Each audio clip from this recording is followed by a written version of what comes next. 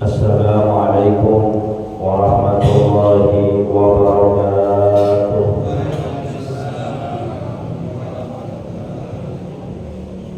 Bismillahirrahmanirrahim. Alhamdulillahirabbil alamin.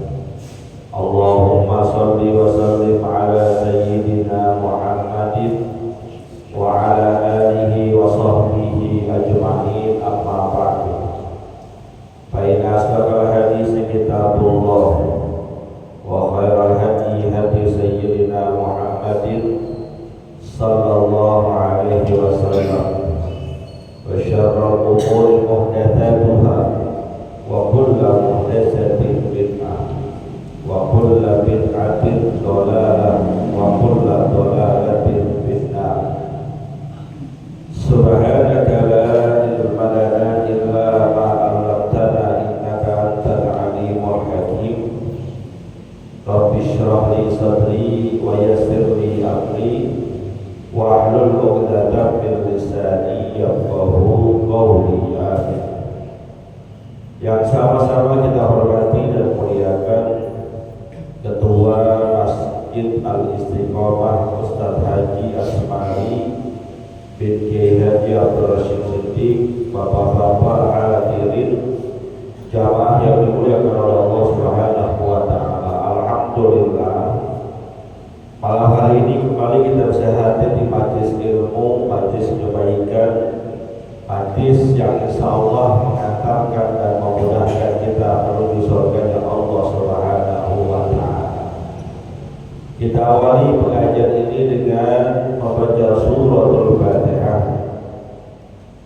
Kita ingatkan pahala yang disampaikan kepada pengarang kitab yang kita kaji, yaitu Al-Habib Abdullah Al-Haddad Al-Hadrami Asy-Syafi'i. Juga kepada orang-orang yang telah berjasa mewakafkan harta dan tanahnya untuk kepentingan masjid kita ini. Pada orang-orang tua kita, kakek nenek kita, sanak famili, saudara serta guru-guru kita yang telah meninggal dunia. Wabil khusus mereka yang pernah menyebarkan ilmunya di tempat kita, di antaranya almarhum Al-Maqlullah Kiai Haji Ahmad Rifyan Hidayat Irsi, almarhum Al-Maqlullah Kiai Haji Abdul Rashid bin Haji Muhammad Siddiq, almarhum Al-Maqlullah Kiai Haji Abdul Wahid bin Haji Muhammad Siddiq, almarhum Al-Maqlullah Kiai Haji Anwar bin Haji Muhammad, almarhum Al-Maqlullah Kiai Haji Abdul Rahman bin Haji Salihun. Semoga Allah Subhanahu wa taala ampuni segala dosa dan kesalahannya, Allah terima amal ibadahnya, Allah jadikan kuburnya raudhah min riyadil jannah bi niyatil qubur wa bi jahir rasul. Al-Fatihah.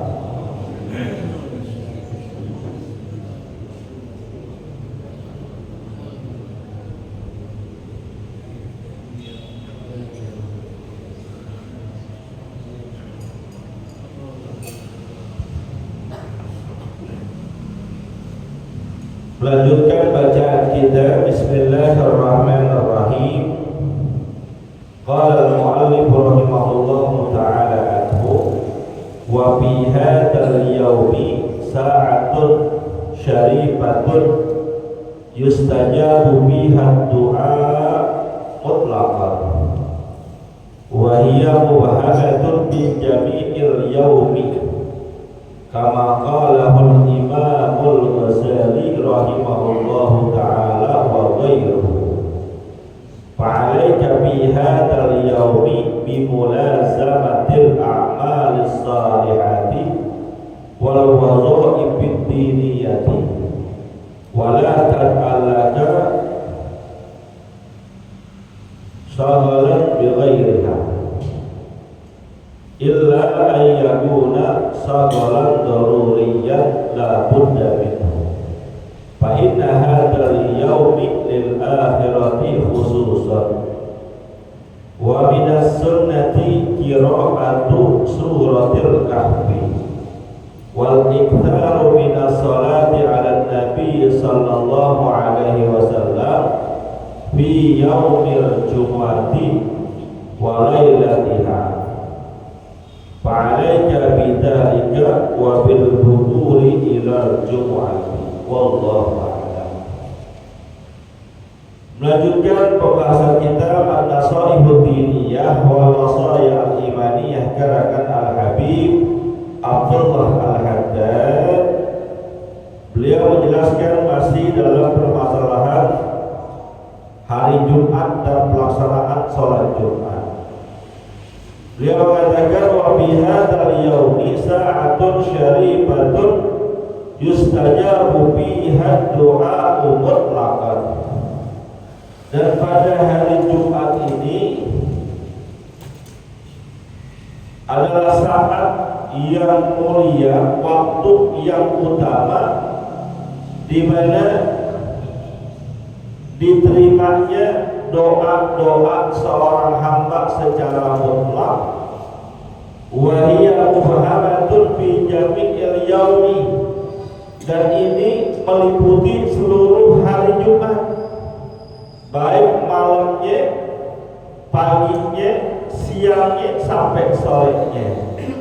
Kama qalahul Ghazali, kama qalahul Imam Al-Ghazali rahimahullahu wa ghairuhu, sebagaimana yang disampaikan oleh Imam Ghazali dan lain-lainnya. Hadirin yang dimuliakan oleh Allah, menurut Al-Habib Abdullah Al-Haddad dan juga Imam Ghazali, Jumat itu adalah waktu yang sangat mulia, waktu yang memang Allah khususkan, di mana pada hari itu kalau kita berdoa dijawab oleh Allah. Kapan berdoanya? Kapan aja, yang penting masih dalam ikatan hari Jumat. Kalau hitungan kalender Hijriah, masuk harinya itu mulai maghrib, maka mulai malam Jumat, terus Jumat pagi, Jumat siang sampai Jumat sore, sepanjang waktu itu adalah waktu mulia. Sepanjang waktu itu adalah waktu di ijabah doa kita. Enggak ada pengkhususan. Kapan aja, mau malam mau habis isya, habis subuh, habis sholat Jumat, waktu duha, habis asar. Pokoknya kalau yang namanya Jumat, hari yang diijabahnya doa, banyakin doa di situ. Ini menurut beliau, seluruh hari Jumat adalah waktu mustajab dakwah. Tapi ada pendapat ulama lain mengatakan memang hari Jumat itu adalah hari yang mulia, tapi waktu mustajabnya doa tidak berada di seluruh hari Jumat. Ada sebagian ulama yang mengatakan waktu mustajab doanya itu pas malam Jumat. Pas malam Jumat, dari mulai habis maghrib sampai sebelum masuk tengah malam, itu waktu mustajab dakwah. Maka banyakin doa, banyakin zikir. Itulah sebabnya ulama-ulama kita, guru-guru kita pada ngajarin kalau malam Jumat ngumpul di masjid, musola, majelis taklim ataupun di rumah, ngapain? Baca Yasin, baca Kahfi, baca Waqi'ah, baca Tabarok, bahkan ada baca Fatihul Haddad, baca Hizib, baca Wirid. Apa yang dibaca? Kenapa? Karena pendapat ulama yang pertama, mulai habis maghrib sampai menjelang tengah malam, sampai sebelum jam 12. Pendapat yang kedua. Pendapat yang ketiga mengatakan waktu mustajabnya doa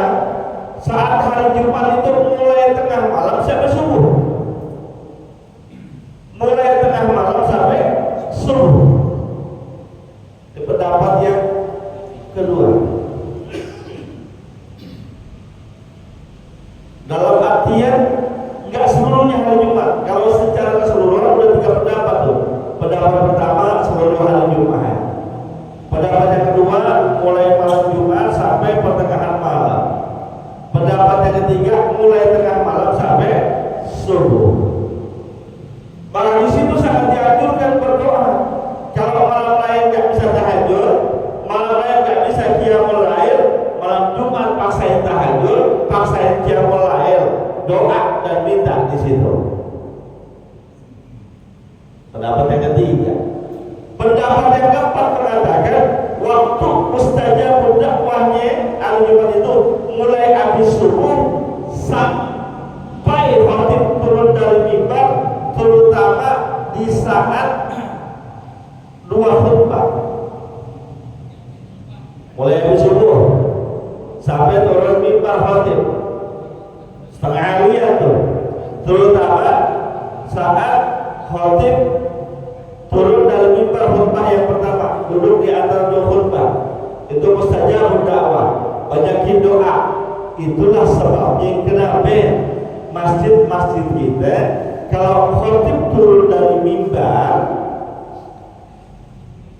khutbah yang pertama tuh muazin bilalnya baca sholawat.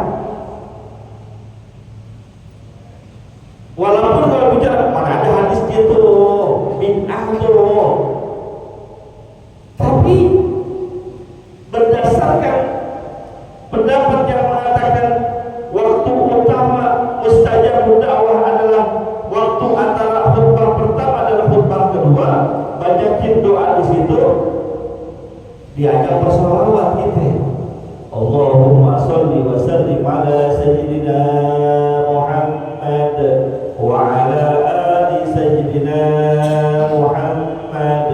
Kalau kita bersolawat di situ, bayangin salawat kita diterima belak-belak, balasannya luar biasa. Maka saya katakan orang itu berpatuan dengan pincik.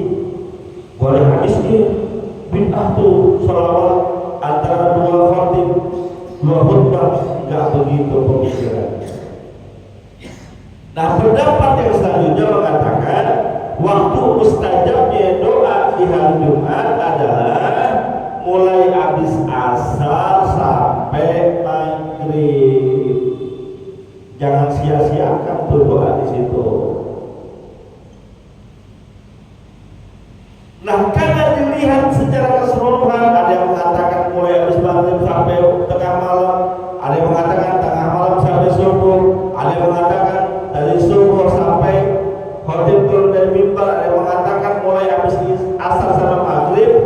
Maka Imam Ghazali dan lain-lainnya mengatakan seluruhnya hari Jumat adalah mustajabud dakwah. Clear nih? Paham gak tuh? Itulah ulama. Hebatnya beliau mengambil sebuah kesimpulan dari teks-teks hadis yang memang disampaikan secara umum oleh baginda Nabi kita Muhammad sallallahu alaihi wasallam. Ala kulli hal, bagi kita mau pegang pendapat yang mana kayak terserah. Yang penting Jumat itu adalah waktu diterimanya doa kita.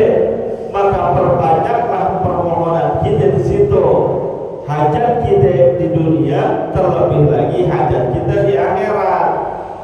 Pancangin di situ. Jangan sampai luput.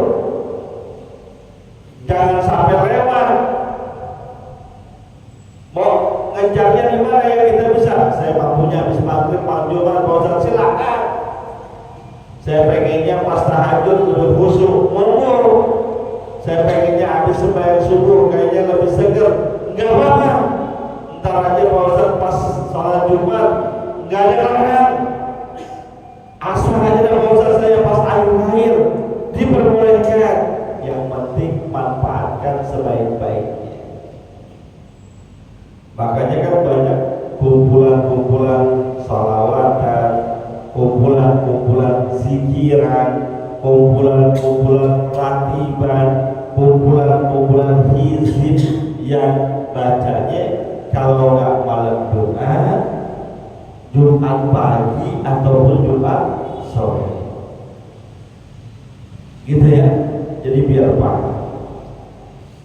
Maka karena menurut Imam Ghazali dan Al-Imam Abdullah Al-Haddad, di keseluruhan waktu Jumat itu adalah mustajabud da'wah.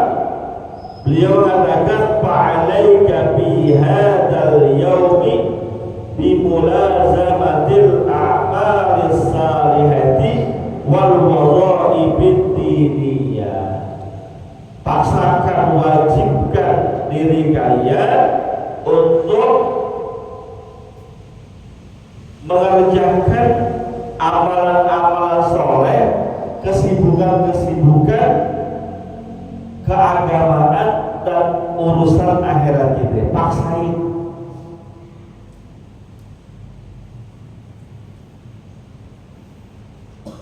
Jangan sampai lalai, jangan sampai terlewat. Yang biasanya jarang wirid, Jumat wiridan. Yang jarang baca Quran, Jumat baca Quran. Perkara yang di hari lain kita nggak kerjain di hari Jumat. Sholat duha hampir nggak pernah, pas hari Jumat jangan sampai kagak. Sholat tahajud hampir nggak pernah, malam Jumat jangan sampai kagak. Sedekah hampir jarang, Jumat jangan sampai ketinggalan. Apapun amalan-amalan kebaikan, kesibukan-kesibukan akhirat yang di hari lain mungkin kita nggak bisa kerjain, di hari Jumat jangan sampai ketinggalan. Maka kita kenal istilah sedekah Jumat. Padahal sedekah hari apa aja boleh. Kenapa dia sedekah di hari Jumat? Karena di situ banyak kebaikan-kebaikan. Dan jangan jadikan kalian terlena lalai di hari itu. Hari Jumat masih aja disibuki nama urusan-urusan dunia yang menyebabkan sholat Jumatnya ketinggalan, rugi. Hari Jumat masih aja kita fokus sama urusan-urusan dunia yang mengakibatkan kewajiban-kewajiban Jumat kita terlepas, rugi. Jumat ini ibaratnya hari raya. Masa iya kita hari raya masih ngurusin yang lain? Yang kerja, yang ngajar, yang dagang, yang usaha, yang bisnis, lihat. Yang ngajar jam 11 udah istirahat, masing-masing kan 12 dah. Kalau sekarang zuhurnya 11.50, dia 12 selesaikan, istirahat. Yang kerja juga begitu, setengah 12 istirahat. Yang dagang juga begitu, setengah 12 tutup. Yang ngojek juga begitu, setengah 12 matiin aplikasi. Jangan terus terlena dunia mau sampai kapan? Kalau Jumat aja masih dibuat lalai, bagaimana hari yang lain? Kalau Jumat aja masih kita sibuk dengan urusan-urusan dunia, bagaimana hari yang lain? Spesialkan hari Jumat. Maka dulu anak sekolah zaman dulu liburnya hari Jumat, terutama yang di madrasah. Kenapa? Biar fokus sama ibadah. Sekarang negeri kita nggak bisa begitu, ya nggak apa-apa. Yang penting kita bisa men-stop diri kita ketika mau melaksanakan sholat Jumat, istirahat dulu. Oh, dagang bosan, sibuk banget dagangan saya. Justru kalau kita dagang, warung kita, bosnya kita, manajernya kita. Kalau kita tutup, gak ada yang ngomelin, tutup sampai setengah 12. Kalau nggak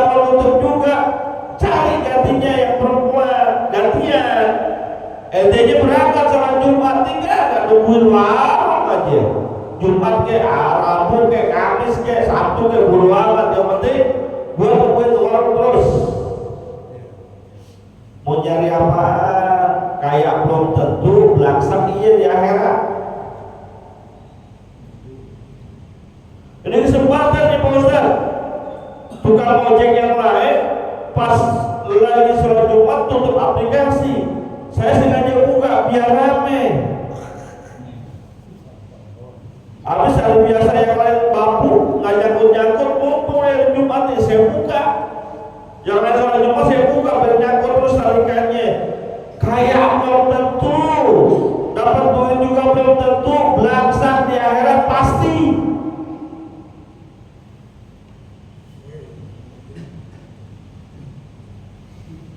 Kerja, mau ngapain? Orang-orang di masjid dengan khutbah masih ada di depan laptop, apa yang dicari? Masih ada di depan kerjaan, apa yang dicari? Itu adalah jam-jam istirahat, manfaatin. Mau sampai kapan? Di mana masjid udah kedengeran khutbah disampaikan, dia masih asik aja.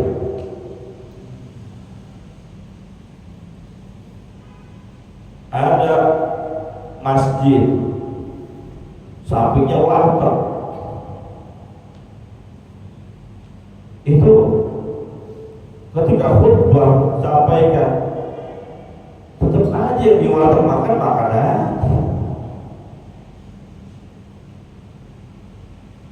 Sholat Jumat dikerjain lewat kan? Ya kali non muslim Islam emang dikira Jumat itu gak wajib? Emang dikira sholat Jumat dengan sholat hari raya sampai hukumnya? Enggak. Sholat hari raya hukumnya sunnah, sholat Jumat hukumnya wajib, jangan sampai ketukar. Sholat hari raya yang sunnah tidak datang, dibela-belain, malah berganda. Oh sholat hari raya datang, sunnah hukumnya. Sholat Jumat kagak nongol, kebalik.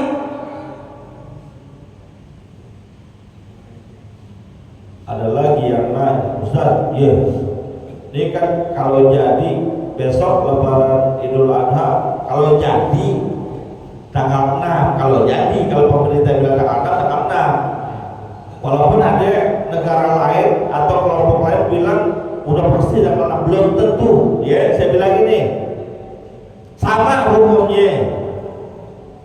Mau lebaran Idul Fitri ke, lebaran Idul Adha ke, penentuan penanggalan hijriah kita mengikuti keputusan pemerintah. Kalau kata pemerintah tanggal 7 ya tanggal 7, jangan gerutu. Wah, masa beda? Dia harus udah lebaran, kita belum lebaran, nggak ada urusannya marah. Tapi kalau seandainya kejadian yang benar tanggal 6, itu kan hari Jumat tuh, ya kan? Pak Ustaz, benar nggak katanya ada hadis apabila bertemu dua hari raya maka cukup kalian datang satu aja. Kalau sudah datang sholat Id pas hari Jumat, nanti Jumatannya nggak usah datang lagi. Benar nggak Pak Ustaz? Pernah nggak dengar begitu? Pernah nggak? Sejauh ini hadisnya benar, sahih hadisnya, cuma pemahamannya yang salah. Kan Nabi yang ngomong, iya, Nabi yang ngomong kondisinya saat itu pusat kegiatan umat Islam di Masjid Nabawi,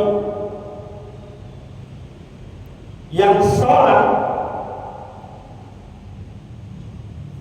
Id itu bukan cuma sekitaran yang ada di lingkungan Masjid Nabawi yang dari jauh-jauh juga datang.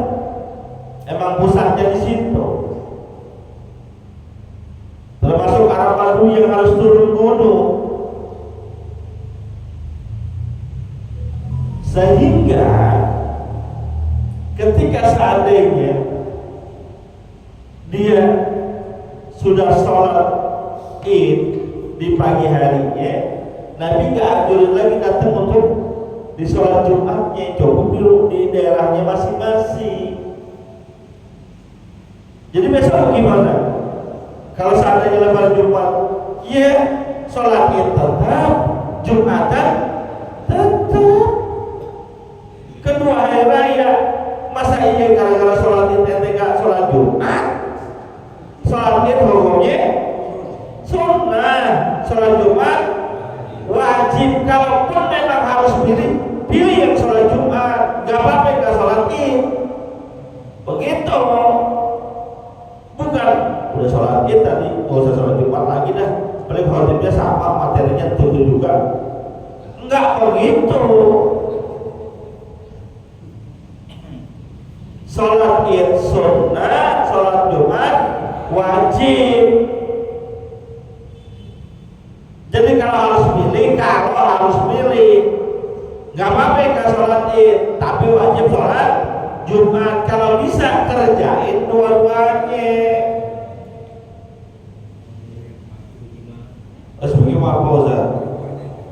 Saya sudah sholat Id, terus habis sholat Id potong hewan kurban.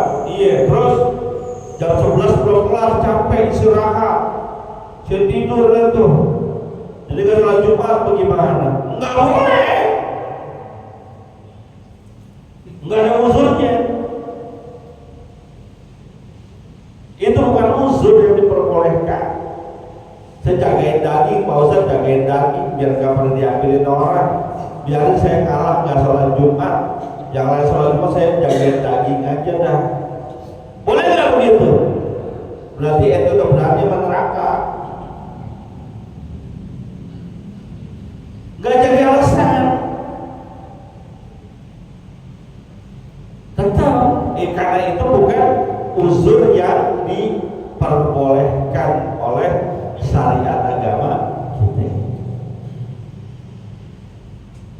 Jadi rugi dan sangat rugi apabila ada orang yang mengorbankan Jumatnya untuk urusan dunianya. Rugi. Istilah saya kaya belum tentu, belaksak di akhirat pasti. Wa minas sunnati, dan di antara sunnah-sunnah yang bisa dikerjakan di hari Jumat, qiraatu suratil kahfi. Yang pertama baca surat Al-Kahfi.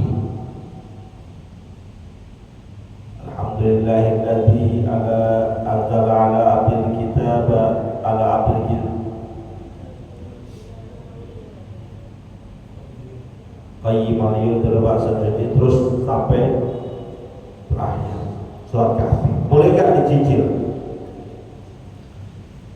Boleh gak dicicil? Kan lumayan panjang tuh surat Kahfi. Saya baca cicil Pak Ustaz. Ya, baca pertama 20 ayat istirahat, ntar baca lagi malaman dikit 20 ayat lagi, baca lagi habis sembahyang subuh, baca lagi mau sholat Jumat, baca lagi mau sholat asar, habis sholat asar. Nggak apa-apa, nggak harus baca sekali habis, dicicil. Mungkin memang dia sibuk banget kali, habis maghrib 20 ayat, tar jam 11 mau tidur baca lagi, besok begitu, nggak apa-apa. Yang penting baca surat Al-Kahfi. Hadis yang menjelaskan tentang membaca surat Al-Kahfi pada hari Jumat ini kalau disebut hari Jumat berarti mulai malam Jumat. Itu kan malam Jumat Pak Ustaz, bukan hari Jumat. Enggak, yang namanya hari mulai habis maghrib sampai sebelum maghrib. Itu hadisnya sahih. Baca, cicil gak apa-apa. Dan alhamdulillah banyak masjid-masjid kita pada ngumpulin orang untuk baca. Bukan kahfi doang, Yasin juga dibaca, kahfi dibaca, Waqiah dibaca, Tabarok dibaca. Baca, gak apa-apa.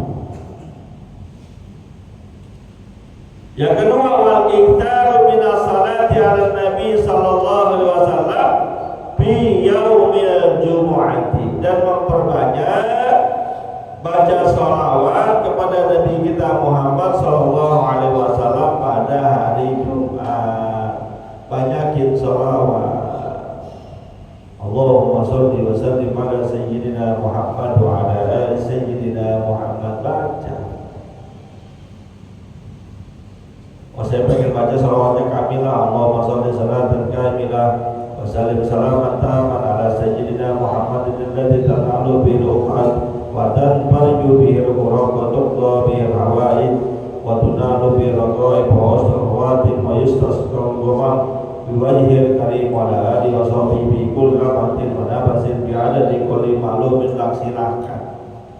Maka dulu tuh ketika Mbah Mangli masih hidup, beliau punya rumah di Siaga, Jalan Siaga Raya nomor 30. Itu setiap malam Jumat baca salawat kamilah 4.444 kali. Alhamdulillah saya pernah hadir di situ.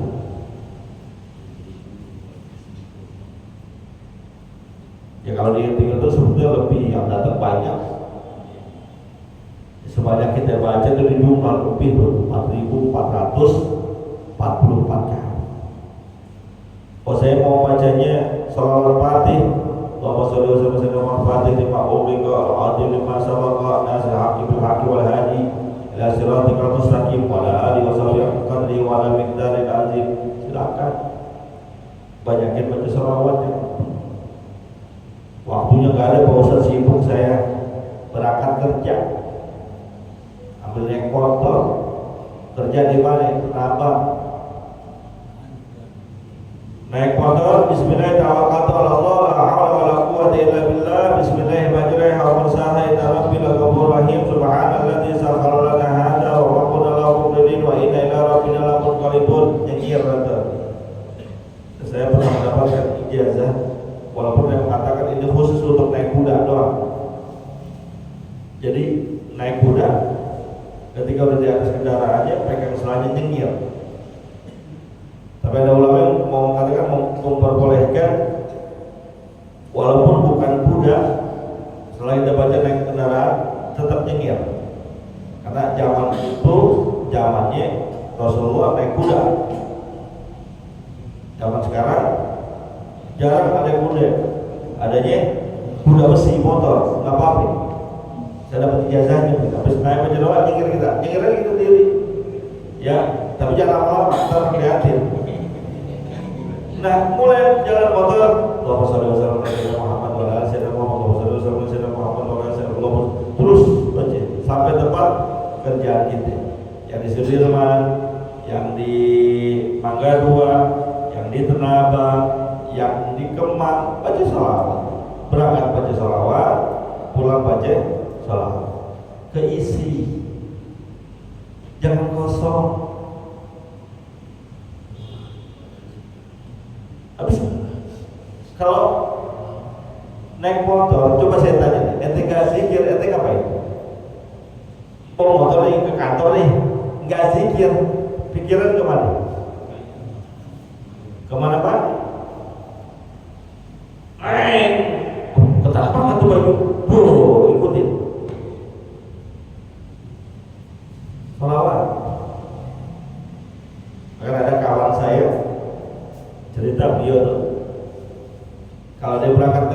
Senin sampai Kamis isinya istighfar doang di kendaraannya. Khusus Jumat pulang pergi sholat. Alhamdulillah banyak diberikan kelancaran dan kemudahan. Silahkan yang mau mengamalkan.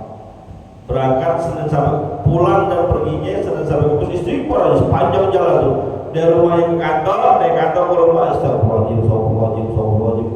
Kan memang Nabi yang mengatakan man lazimal istighfar, siapa orang yang melazimkan istighfar, jalallahu min kulli dzikrin, Allah kasih yang sumpah-sumpah dalam kehidupannya dibuat lapang.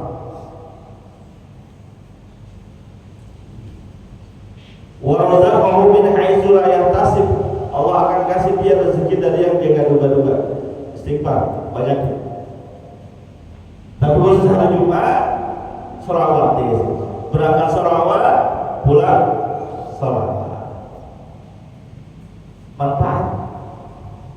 Apalagi sholawat yang Nabi mengatakan man shalla alayya salatan sallallahu alaihi biha asyran. Siapa orang yang membaca sholawat buat aku sekali, maka akan dibalas buat dia 10 kali dengan sebab sholawat yang dia baca. Dan dalam riwayat lain dikatakan setiap ada yang bersolawat kepada Nabi disampaikan kepada beliau, ya Rasulullah, ini salah satu umatmu yang bernama Fulan bin Fulan membaca sholawat kepada aku. Jadi Nabi kita tahu persis mana umatnya yang suka baca sholawat, yang nggak pernah baca sholawat tahu. Riwayat hadisnya sahih. Kita pengen dapat syafaat dari Nabi, pengen dapat pertolongan dari Nabi, tapi jarang bersolawat kepadanya, jarang menyebut namanya. Entar di akhirat mau mintanya ke siapa? Padahal hanya Nabi yang mengatakan adalah manusia, saya yang paling berhak memberikan syafaat, saya yang paling berhak memberikan pertolongan, saya yang kalian cari. Lalu di dunia kita nggak pernah bersolawat kepada beliau, bagaimana bisa dapat solawatnya?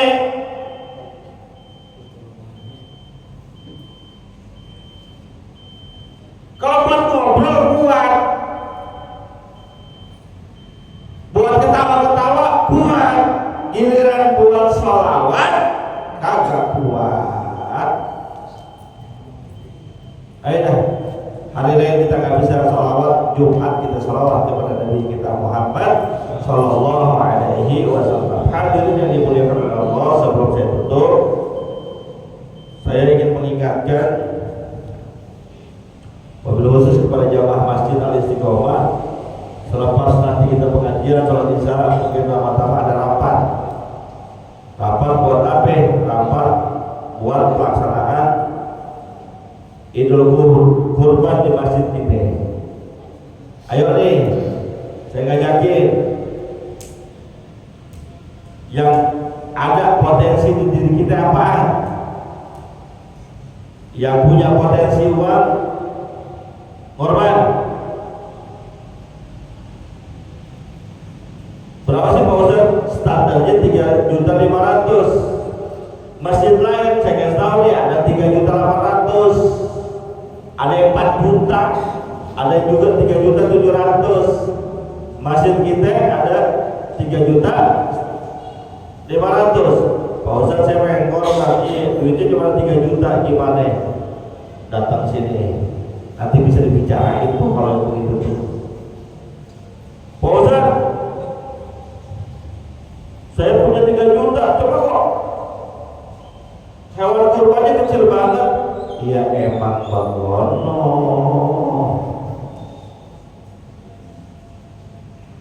Sesuai dengan yang kita keluarin.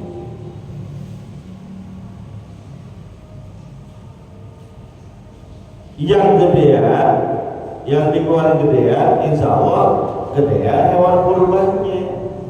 Kalau yang dikeluarin kecilan, ya hewan kurbannya juga kecilan. Ayo nih, masih ada berapa minggu?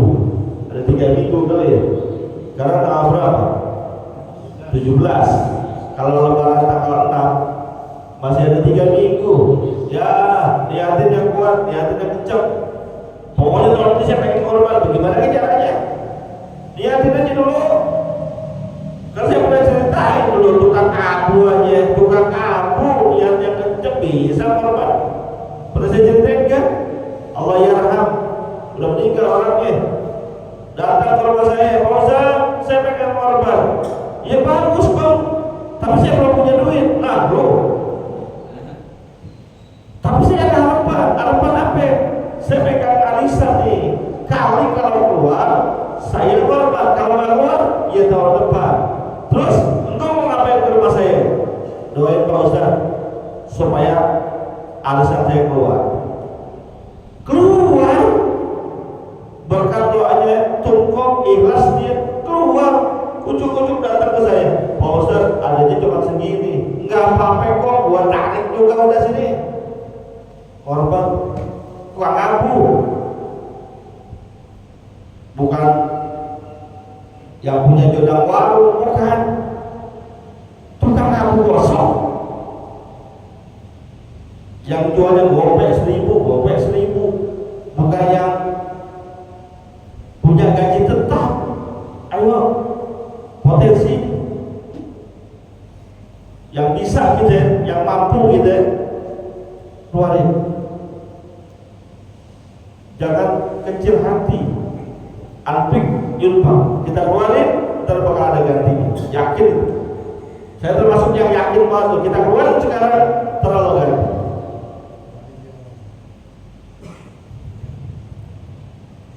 Sekali lagi kembali kepada kemauan, bukan kemampuan. Niatin ya Pak, semuanya niatin. Ya, semuanya niatin.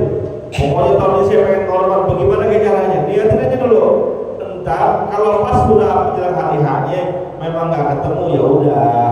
Yang penting niatnya udah ada. Ini udah belum apa-apa, masih 30 ya. Gimana gue pengen korban? Jangan dengar aja dulu. Belum kelihatan bagaimana pengen korban. Kencengin aja, pokoknya saya pengen korban. Ntar ada dah jalan keluarnya, insya Allah, yakin deh. Yakin. Dan memang harus diniatin. Tahun ini lolos, tahun depan jangan sampai lolos, begitu. Kalau emang kekagaan banget, emang uangnya gak ada banget, apa yang kita bisa korbankan untuk kepentingan agama kita? Tenaga Pak Ustaz, ayo korbanin tenaga kita buat pelaksanaan korban tanpa pamrih. Korbanin tenaganya pamrih juga, udah capek banget dari pagi sampai malam, dari malam sampai pagi, dapetnya cuma setentengan. Ayo dong, tanpa pamrih, tenaganya kita keluarin. Pokoknya mulai kapan tuh? Mulai kalau di masjid kita kan memang hewan kurbannya mulai adanya sore tuh menjelang malam takbiran. Udah kita keluar tenaga yang bisa kita bantu. Pasang terpal, persiapan buat besoknya hadir. Ustaz, kalau saya bantuin kira-kira dapat kaos apa kagak? Kaos, maunya kaos sampai pahala. Ayo, dia masih dari sekolah nggak pernah dapat kaos lagi. Lo maunya kaos sampai pahala. Kaos cuma timbang 35.000. Tapi pahala dari Allah luar biasa. Ayo bantuin, ikhlas bantuin, benar-benar bantuin, bukan ngisengin. Ada kan niatnya campur aduk. Ntar kalau panitianya melek, nah gue seser dikit lah, kantong belakang atau masukin dalam pecinya. Ada yang begitu, ada juga. Jangan nggak halal yang netral begitu. Mendingan minta apa panitianya, minta aja udah. Netral nggak ada untungnya, dapat juga. Emang kita netralin dapat 10 kilo. kagak, ikhlas aja, yuk bantuin tenaga.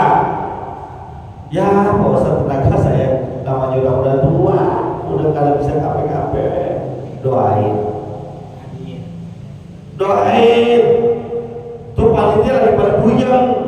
Gua kasih tahu aja nih, panitia masjid Al-Istiqomah, panitia korbannya lagi pada puyeng. Tanyanya tuh ketua masjid, mama saya tadi puyeng di mana? Orang belum ada duitnya, tahu di sapi berapa duit? Sekian, udah terima jadi. Bagaimana kan saya udah belum ada duitnya, belum ada orangnya. Panjerin aja dulu, yang penting murah.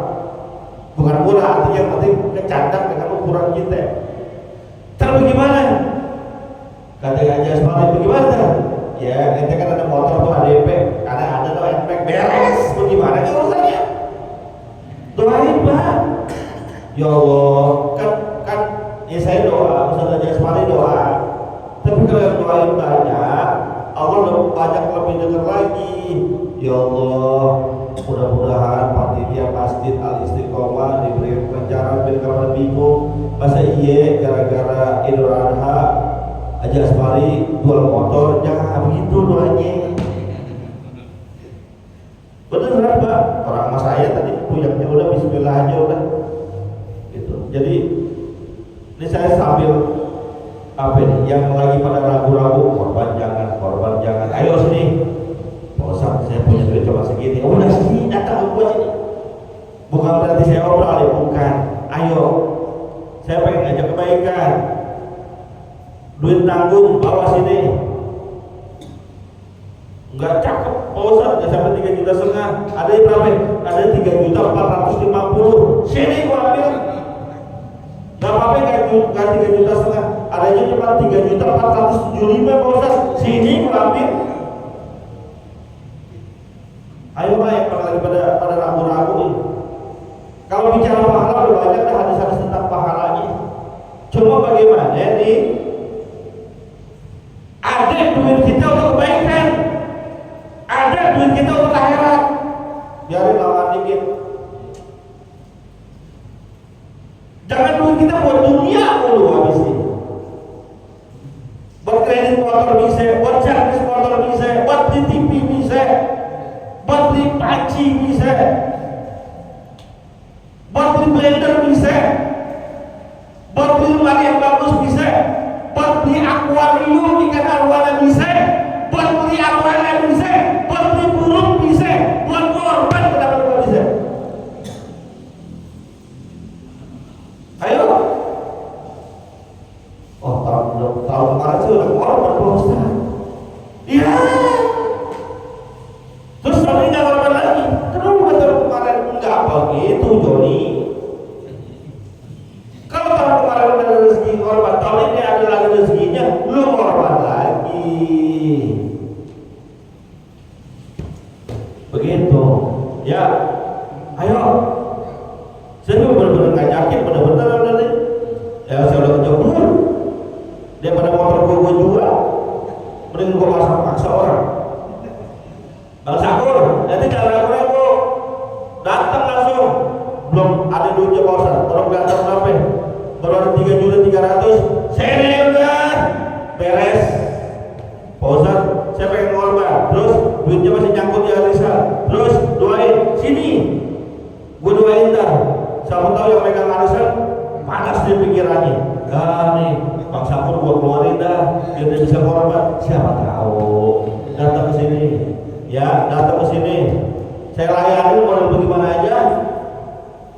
Ayo dah, ya. Yang punya duit korban dengan uang, yang punya tenaga korban dengan tenaga, yang punya doa, ayo angkat kedua tangan, bantuin panitia. Pas hari hanya bantuin. Nongkrongin, temenin, bantuin, ngawasin. Saya nggak bisa narik jatuhin hewan, tenaga saya nggak ada. Saya nggak bisa ngesetin, emang nggak punya kemampuan. Saya nggak bisa ngiris sendiri, saya udah tua. Temenin kita, lu bantuin ngawasin. duduk ambil bangku, duduk lu awasin aja begitu. Yang pada nenteng-nenteng liatin aja. Kan kalau yang tuanya nongkrongin, yang mudanya ngerjain, akur kita enak atau kompak kerjaan kita ya. Semuanya dah, jangan ragu-ragu. Bang Amir sini, Bang Amir, nggak usah ragu-ragu Bang Amir. Pada rektor, nggak usah ragu-ragu, ayo sini.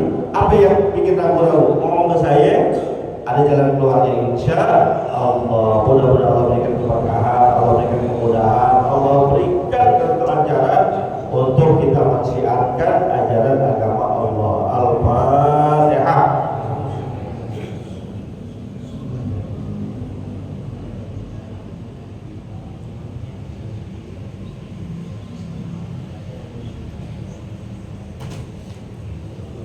Bismillahirrahmanirrahim. Allahumma lana wa walidina warhamna warhamhum kama rabbawna shighara. Allahumma yassir lana umurana ya yassir kullu asir yassir muradana wa sal fuadana tawasi. Allahumma la sahla illa ma ja'altahu sahla wa anta taj'alul huzna idza syi'ta sahla wa hab lana ya wahhab ilman hikmatan wa rizqi ya razzaq kullu sahila wa bil khairi ya fattah fattah wa bil huda wa bil ilmi ya alim kulli mubaddila wa sallallahu alaihi wasallam Muhammadin wa ala alihi wa sallam walhamdulillahi rabbil alamin. Terima kasih, mohon maaf. Assalamualaikum.